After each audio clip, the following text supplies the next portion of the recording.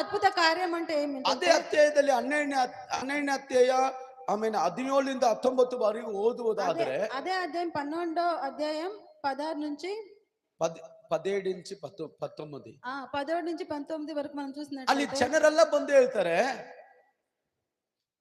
ಆ, 1 ಸಾಮ್ಯೇಲ್ ಅದೇ ಅಧ್ಯಾಯ